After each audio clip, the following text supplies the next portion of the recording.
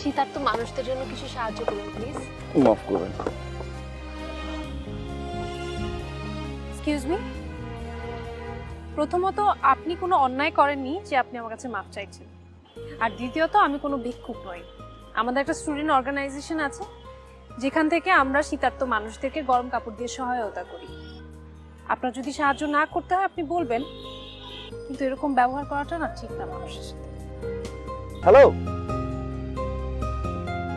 আপনি মনে হয় স্টুডেন্ট,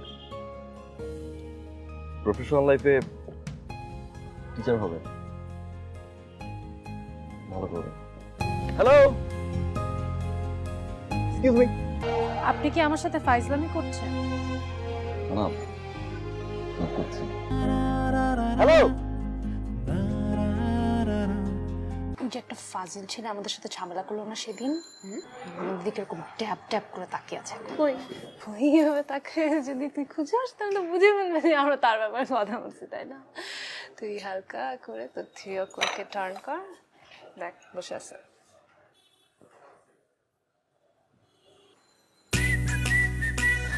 এই আমি ধরা খেয়ে গেলাম।